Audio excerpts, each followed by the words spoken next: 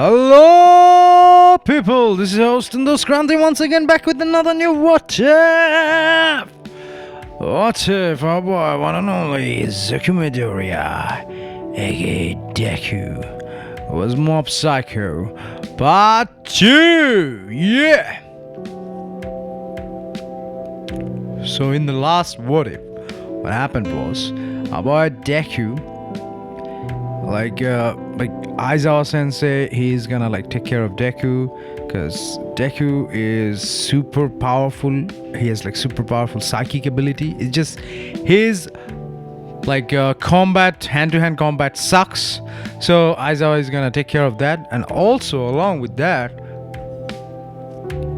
Aizawa Sensei is also gonna take care do him a lot of mental meditation exercise so that he can unlock his mental blocks. Because if you've seen Mob Psych, you know Mob has mental blocks, and Mob Deku is in general a little bit nervous, timid in the beginning, and giving him Mob's personality, he becomes way more nervous, timid. He's kind of like an introvert max. he's super duper introverted. So yeah, Deku is Aizawa says okay, starting from tomorrow I'm gonna work on you after the core comprehension test, and after the heroes versus villain fight he's gonna work directly. So Aizawa gives him a training portion, okay, where he has to do bunch of sit-ups, bunch of push-ups, drink plenty of juice, and run several kilometers. Yeah, he's gonna get the Saitama treatment, not that extremely. Okay, he's gonna have to work out, he's gonna have to buff off if he and Aiza also tells him to empower his blows with his Esper ability so that he would hit harder. Yeah. So can you imagine a Mob or a Deku who knows martial art and who knows how to do hand-to-hand combat and has the insane psychic power? Close combat, nobody can hit him. Medium range combat, he has Esper ability. Long range combat, he can chuck rocks and shit. Yeah, that boy is OP. That boy is OP as fuck. So next time, what happens is Deku goes to the journey, goes to training. He trains for up to the what arc? The sports festival arc. And Aizawa gives him the scarf and everything. Aizawa tells him, okay, it's showtime. You gotta have to work. You gotta have to show the people that you are capable of doing that. So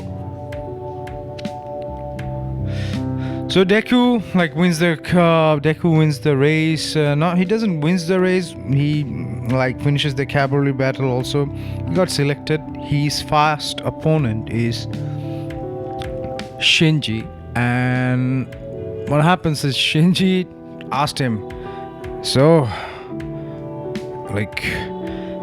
how good does it feel to be in class 1A? So Deku answers, but Shinji tries to control mind control him, but man, can you really mind control an Esper? His ability is completely useless against Deku. He can't even get into his mind because Deku is an Esper. He's a psychic. You can't get into a mind of a psychic at all. It's not gonna happen. That's just not possible. So after that, Deku is gonna be okay. So he claps down Shinzo, gives him a few roundhouse kick and bunch of punches, gets a hold of Shinzo, and after that he fights Todoroki. And he says to Todoroki that you have an awesome power which you have complete control. I have power which I don't have any control. We should fight. And Endeavor says, oi Kozo, I got one request. You gotta have to push my son to his max so that he can use his power. So that he can unleash his fire side. And Deku says, "Oh, sir, I respectfully decline, but I will push him to his maximum because I want him to use his power, not your power." And Todoroki hears that in the background, and Todoroki is like, "Oh, that's pretty sublime." Todoroki immediately shoots him with a bunch of ice geysers and stuff. Deku blocks them, uses his telekinetic Esper ability, blocks them. Then Todoroki's like, "Okay, no more being Mr. Nice Guy." So Todoroki then just uses his big, gigantic, avalanche, level ice attack. It's kind of like a polar cap. It is that strong, that's huge. Immediately freezes over, and Deku is like, "I need to win. I have to show the world that I can be a hero. I want to be a hero. I want to be recognized." And slowly, in his subconscious, his real self goes to the background, and there's a counter. Tick, tick, tick, tick, tick, tick, tick, tick, tick, tick, tick, tick. From 50 to 80%, 80 to 90, 90 to 98, 98 to slowly 100%. And then he goes beyond 100%. He unlocks 110%. All of the ice is destroyed. Deku's pupils are completely white. There is no pupil. His hair is all standing up. His muscles bulging up.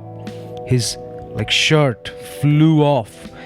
He got some little bit of pecs in there. And then he doesn't say anything.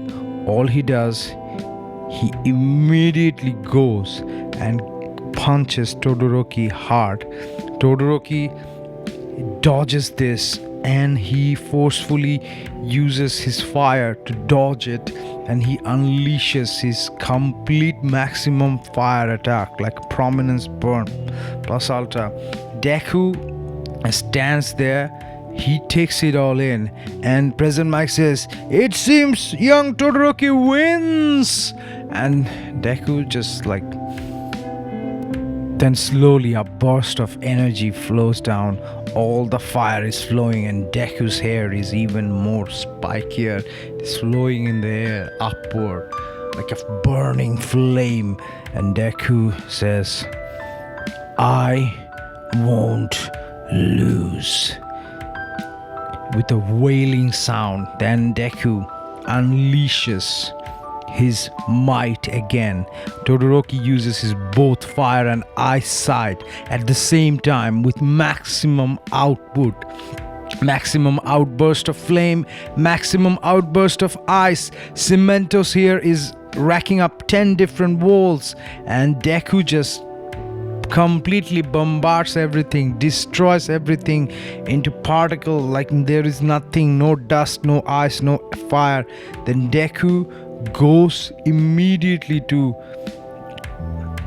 Todoroki, in front of Todoroki. Then he uses both of his palm to do a palm strike, and Todoroki just flows off the stadium. He's out of the stadium. It's kind of like what happens to a baseball home run or a cricket six. Yeah, same thing happens with Todoroki. He flings so hard that he's out of the stadium. Everybody's like, "What the fuck? What happened to this kid?" Deku is gained his consciousness, and then Deku sees that okay, there is no one. He is shirtless, and Deku says, "Oh, this happened again. I have to control this. Can't lose myself." And President Mike announces, "Winner is Zuko Midoriya!" Yeah! And in the final, what will happen is Bakugo versus Deku. And Bakugo says, "I'm gonna take care of you, useless Deku. I'm gonna take revenge for the humiliation you caused me." Then Bakugo goes full throttle, bobbing and weaving on the air. Then he goes like Hauser impact maximum. Then Deku just like he like gets severely burned, and then he's like because he's battle damaged a little bit. But every time he uses his telekinetic power to his maximum state, his body's every wound is just healed. His telekinetic power has that ability.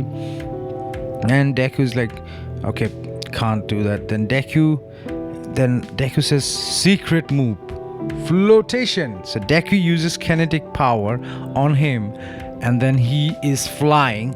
He's basically moving himself with his telekinetic Esper ability to dodge Bakugo again and again, constant Hauser impact. Then Bakugo gets him like point blank full power Hauser impact with all of his grenade, like the hand grenade, that his sweat grenade, nitroglycerin grenade that he has.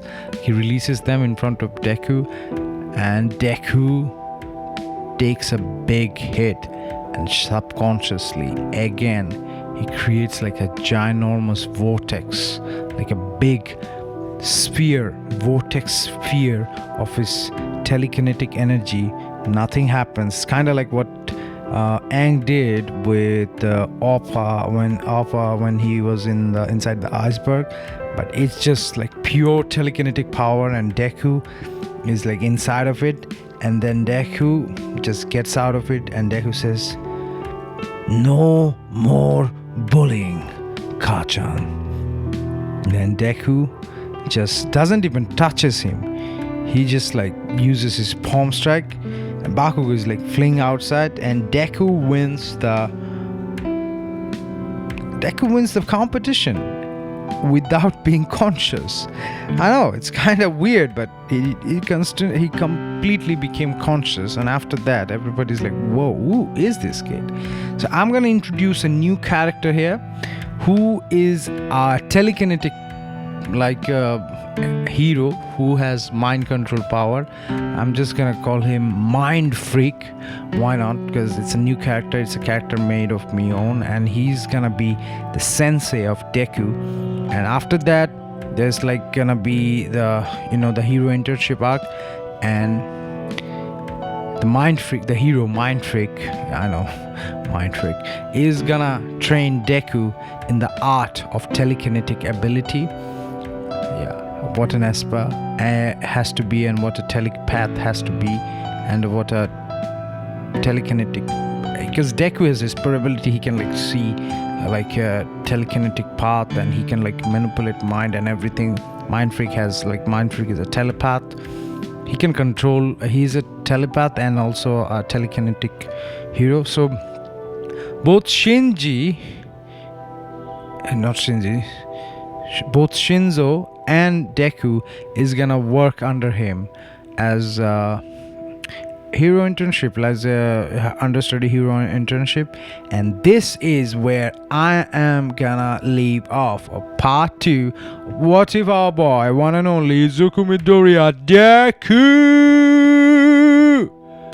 was Mob Psycho part 2. And this is your host and the Kranti. Before going, saying this: sharing and subscribing means you love me. If you like my content, give it a like. If you like my content, share it with bunch. If you like my content, please do subscribe. Because I need some ideas, so comment in the comment section for give me ideas. So I'm gonna go, and notice, sharing is caring, and subscribing means you just love me. Bye bye.